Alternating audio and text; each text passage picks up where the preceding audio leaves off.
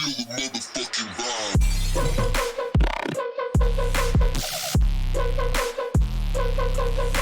What's up, everybody? Welcome back to The Vibe.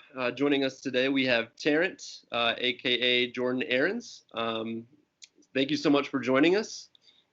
No problem. We'll jump right into it. How did you come up with the name Tarrant? So Alice in Wonderland is one of my favorite movies. The first name of the Mad Hatter, his name is Tarrant. Okay. Probably one of my favorite characters, so I just kind of built off of that and just kind of kept going with it. Right on. Sweet. How long have you been DJing for?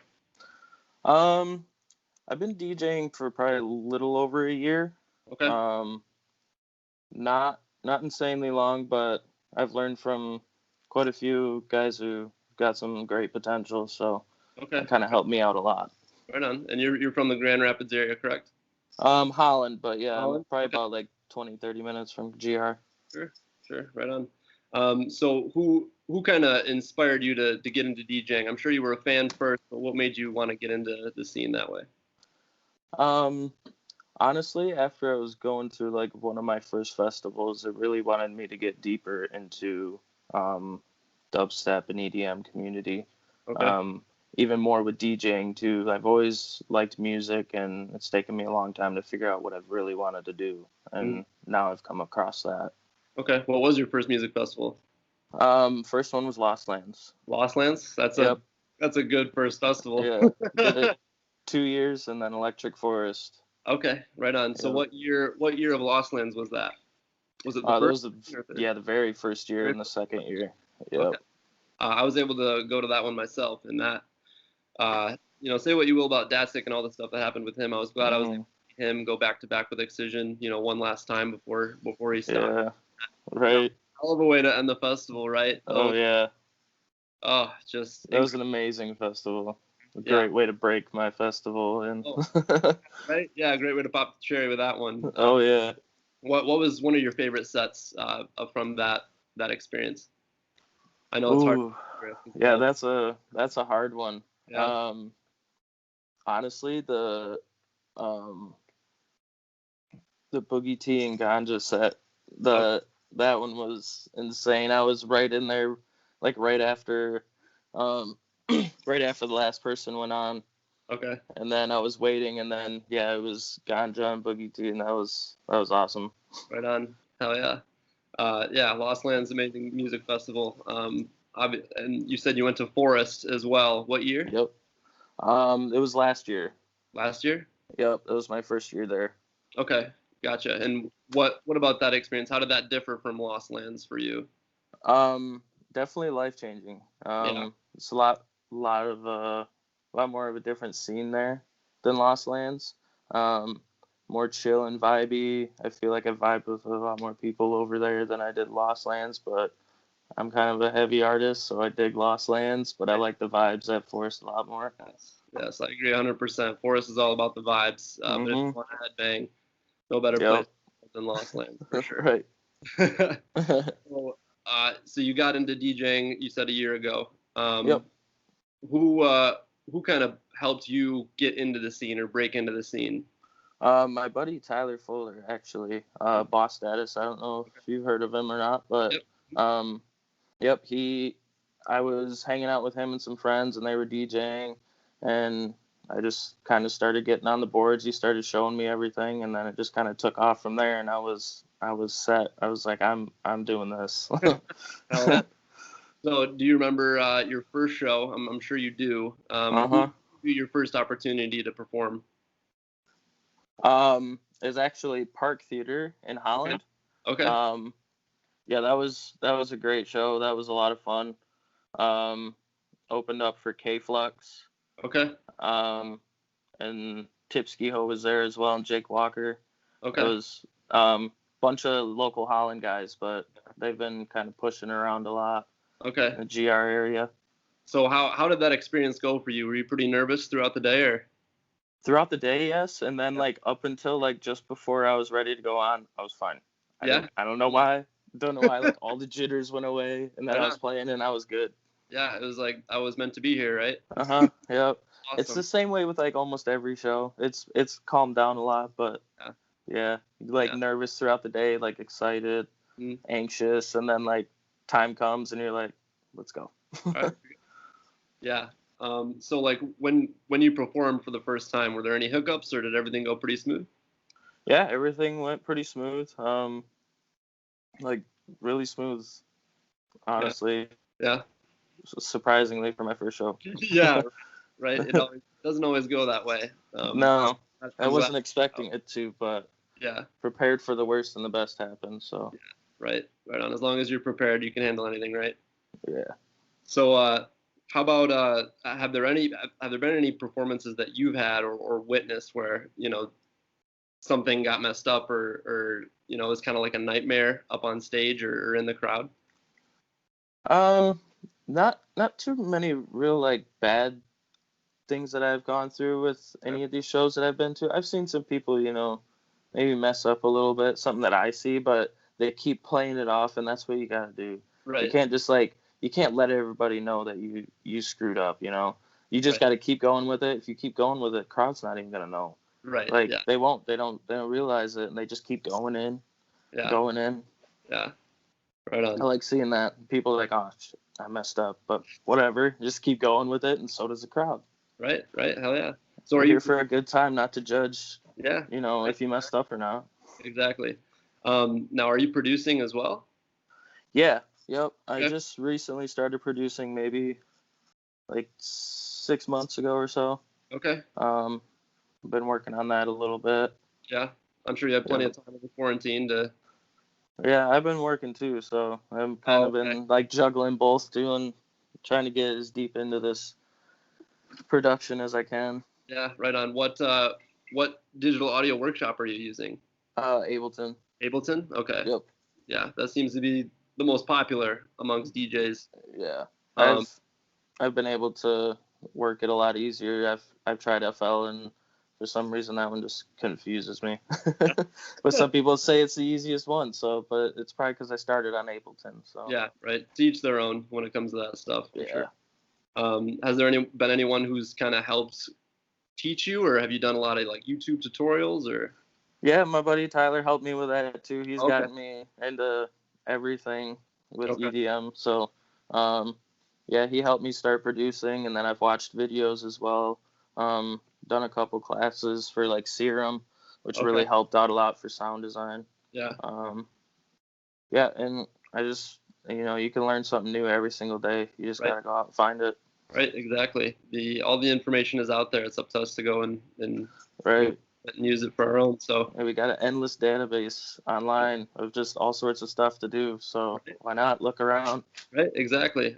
I mean, that's how a lot of these big name artists. That's how they did it. If they didn't have the money to go to school for it, they found it otherwise. So. How are your feelings right now? I know the music industry is in shambles, but do you have faith that it's going to bounce back? Yeah, I do. I mean, all the people who go to these shows, they really want them back. So, I mean, with the demand of people wanting shows, I can assume that these are going to make a comeback for sure. Yeah.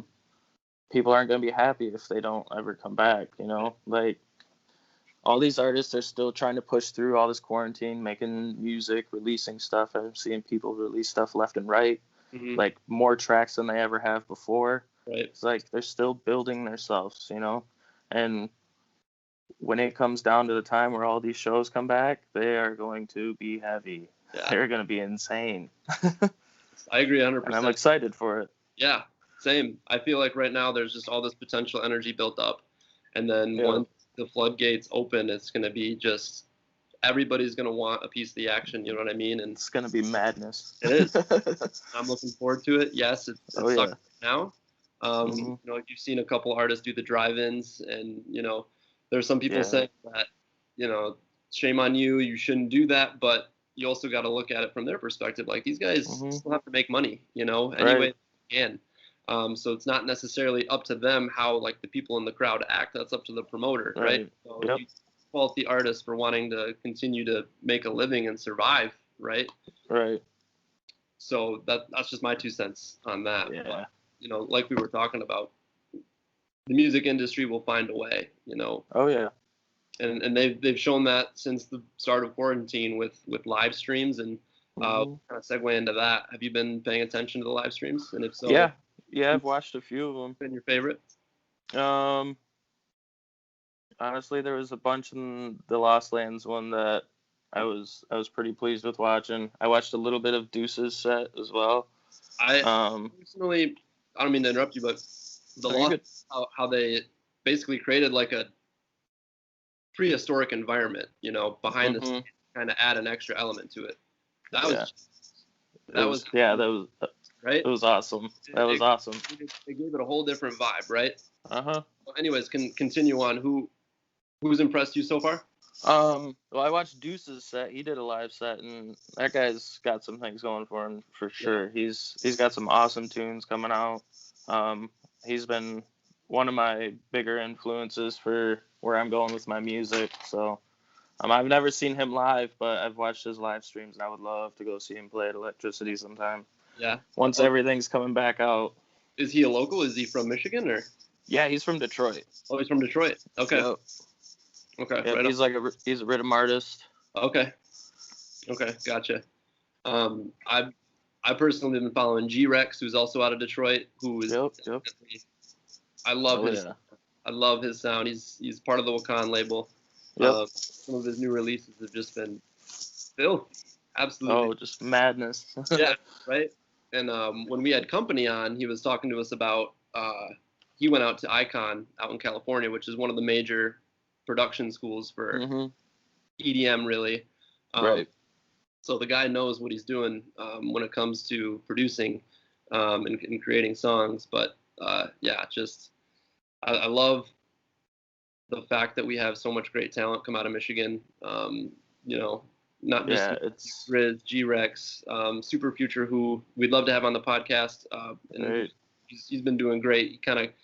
He was doing a headline tour, and then that got cut short with everything that's going on. But like even Grand Rapids starting to gain momentum. Big thanks to the Intersection, who have helped inspire people who I'm sure you too. Oh yeah. And we can have you been to a lot of Intersection shows, or do you frequent Electricity? I go to mostly Intersection shows, right? Like before quarantine hit, that's the main venue I was going to. Yeah. I've been to Electricity quite a few times as well, but Intersection is just closer for me. Okay. Most of the same people that are going to Intersection are also going to Electricity, so I might as well just go closer to home. Right. For sure. But yeah, Intersection's always been my venue just because I grew up going there. Lots of rock concerts going there. Oh, sure. And now I get to enjoy EDM and dubstep there as well. So yeah, we're spoiled, man. Oh yeah. The amount of talent that rolls through there is just it's insane. Right. Feel super fortunate to have that. But your most recent show was through Raveyard Productions, correct? Mhm. Yep. And what date was that? That was the 4th of July. Oh, yeah, that's right. You were on the 4th of July lineup, and we were there. It was incredible. Those guys. That was so much fun. Yes, those guys did an incredible job from making sure that everything was going according. Oh yeah. If you're in that side of it, that hardly ever happens. Oh yeah. When it came to execution of details, Chris and Keegan. They know what they're doing, man. They're gonna go places for sure with their ideas. They really are, because they nailed it, man. And what was it like from your perspective as a DJ there? It was awesome. Like being able to be up on that little stage there and look out and see everybody there. Like even if they were way in the back camping, you could still see people raging, having a blast. It was awesome. Yeah. Everything went super smooth there. Those guys definitely know what they're doing. Yeah, they did a great job. They did a great job. Let's talk about your musical influence. I know you said Deuces was one of them. Any major artists that you look up to? One of the biggest ones right now is OG Nixon. That guy's music has got me in so many different ways. It's insane. Like, and when I play him at shows, like people just go crazy for it, and I love it. Like he just brings a certain vibe that people just love. Yeah.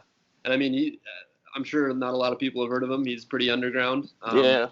But the EDM underground scene is just littered with talent, and we've discussed it Oh before. my God, so much. Yeah, go ahead and rattle off any other, names, people to check out. I mean, OG Nixon's one of my top favorites right now. Captagon's really good. He's got some crazy stuff.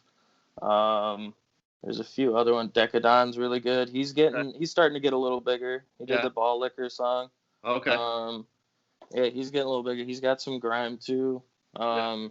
Jay Phelps is always a good one. He's he's still kind of underground, but he's still up there. Yeah. I don't know. He's in a weird spot, but every time I've seen him, he's just absolutely throwing down. Like, some guys like to stay in the underground world. They don't want to. Get too famous or whatever. Mm-hmm. Like I kind of portray them like at 12th Planet, where he's up there on festival lineups, but he's worthy of a headline spot. You know what I mean? Yeah. Like push to be that. Right. Yeah. But some guys they don't want to have to deal with production and the big teams that it takes to do all that. You know what I mean? Right. But and I know Disciple, the Disciple label, mm-hmm. pretty huge dubstep. Oh label. Yeah. I consider them in the Black label to be Never Say Die, to be mm-hmm. the top when it comes to really making it, quote unquote. Oh yeah. And they just did something really cool. It's called like the largest remix competition or whatever. Oh yeah. Yep. Yeah. So, and I was looking at the names, who were doing remixes, and I really didn't know any of them. But the fact that a label like that is willing to give some of these guys who haven't really been discovered yet an opportunity, I thought that mm-hmm. was really, really cool. Yeah. And the remix competitions are awesome. Yeah, and that's kind of been it's not like this is the first time. It's been a mm-hmm. thing. But I think that's super cool for a label to do that and give these guys an opportunity to make a name for themselves. Because even when you go to live shows and you'll hear a song and you're like, that doesn't sound like Virtual Rider. That doesn't sound like 12 right. It's these guys who you never even know existed, right? Right. And there's so many big names that are using like all these underground songs from, people that nobody's heard of. Right. Like Excision has a ton that he uses from other people. Yeah. Like, there's quite a few, like the Stampede song.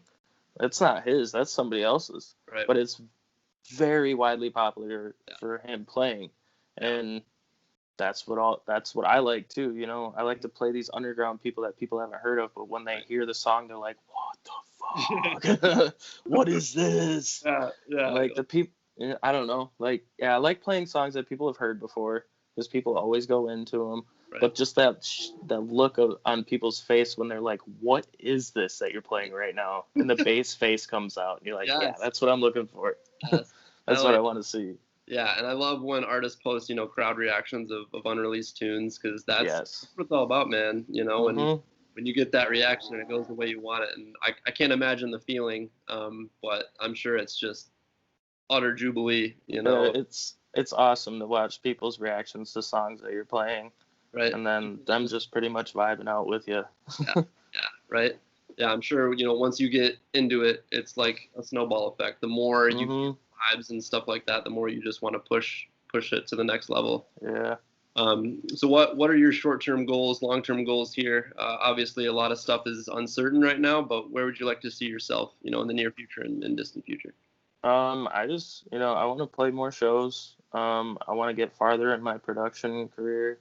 I want to start releasing some solid tracks. I've been working on a lot of stuff, released like a couple tracks, but nothing too insane or serious yet. I'm still trying to kind of get everything down. So maybe some collabs soon with some of our locals and a couple of buddies of mine. But yeah, playing more shows and getting my name out there is like a top priority for me. I can work in production on the in the process.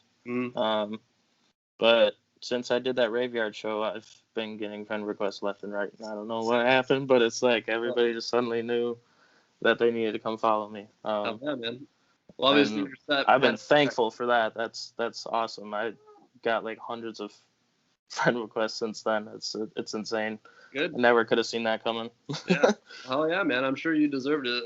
It's not like they're gonna just do it for nothing, right? Like right. Impact on them, so that's gotta feel good. Yeah, for sure. And what about long term? Do you see yourself potentially doing festivals and doing a run like that? I would absolutely love to do a festival. Yeah. Just getting the vibes from like the Raveyard shows is like feels like festival to me, Yeah. just because of the vibes of everything. But playing at a large festival would be absolutely amazing for me. If you had I would be speechless. if you had your choice, what festival would that be? For me personally, I would probably want to play at Lost Lands, Auckland? just because that's me. That's the type of music I play. So, Yeah. Forest would be really cool too. Yeah. But Lost Lands would probably be my top one if I was to perform somewhere. Right If on. I had the choice. Yeah. Right on. I'll go anywhere though. Yeah. Well, like you said earlier, there's been a lot of new music released. What's been on repeat for you recently? Oh, that's a hard question because I listen to so many new tracks. Like every single day, I'm on SoundCloud digging for new stuff. Yeah. Trying to think of one of the most recent ones. Can't have them come to mind right now. Well, that's right. And I don't know if you're familiar with them. Bronson, which is a collaboration project between Odessa and Golden Features. Okay. They just released an album that, in my opinion, is extremely good. Very diverse. Kind of have these dark vibes to them. Man, oh man, I'm a huge fan of Odessa. Oh yeah, me too. When I heard they were coming out with this collaboration, I was like, oof, I'm ready. I'm ready for it. Right. And not disappoint. They just gave an interview, and how they created it was they went out into the Australian outback, rented a house, and just locked themselves away for a while, and came out with this. And I really can't wait, because they hinted that they were going to play live as Bronson, so I can't wait for the day that happens. Hopefully they'll do a festival run next year. If those are a go, fingers crossed. Yeah, no kidding. R.L. Grimes came out with, I don't know if it's like I'd want to call it a mixtape, or basically just highlighting a bunch of songs that he's been into lately. I haven't had a chance to check that out, but I definitely will here soon. But it's so great to see these artists actually have time to and produce more than they probably would if they were on tour. Right. So that's good for fans. And I've seen posts of, I've seen that Austria, I think it's Austria, is one of the first countries to be COVID free, and they're set to have their first concert in October, which would be awesome. Nice. Love seeing countries being able to get back to live music. Right. I know New Zealand's been, COVID free for a while, and a dubstep producer, Truth, I don't know if you're familiar with him, has been playing a fuck ton of shows. He actually played like for 8 or 10 hours straight his first time back. So wow. I know a lot of these artists are itching to get back on stage, and I'm happy for the ones that are able to do so. And I've also seen these places who are trying to do it within the with the restraints that are put in place. Different like little squares set up 6 feet apart so you can have your own little rail. Drive-ins have obviously been a hit, which I haven't experienced, but it's better than nothing, I guess. I would love to experience one. We need to have somebody set up at the Getty. I would go in a heartbeat. Yeah, right. I'm sure there are places to do it here in Michigan, but I don't think I've seen any really take shape. I know there's Colorado, Chicago. Yeah, no, we have 2 drive-in theaters for sure in Michigan. One's right in Muskegon. Or right around that area. That wouldn't be a bad one to do. Yeah. I'd be in. Intersection, electricity. Let's go. We need more shows. Yeah,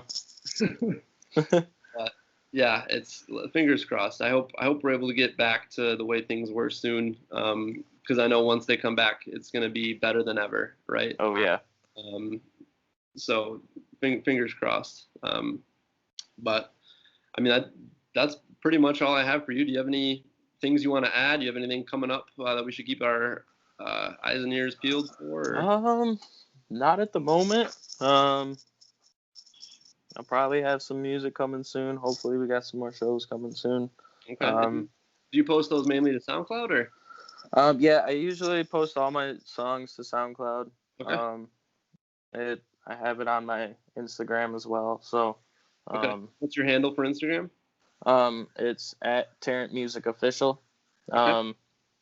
That's the main thing I use. I don't use Facebook too much, but I'm starting to try and use that a little bit more. Yeah. It's hard. Um, It's hard to go on yeah, there. yeah. Facebook's a little more confusing than Instagram. So Instagram, I can just post stuff, Right. do I mean, stories the and same thing. Facebook owns Instagram, so if you post it one yeah, place, it'll pop up on the other. So yep. yeah. And I usually do that if I post something on Instagram, I send it on over to Facebook as well. Okay. Usually my main page, my actual main page, that's the one that I use the most. Okay. Right on. Cool. Well, Tarrant, this has been fun. Thank you so much for joining us. It was great Thanks to for having me. about you. We wish nothing but the best for you in the near future, and I'm sure we'll have you on again. So, All right. all right. Well, thank you very much, and thank you guys for tuning in. We'll catch you next time on The Vibe. Take it easy. Motherfucking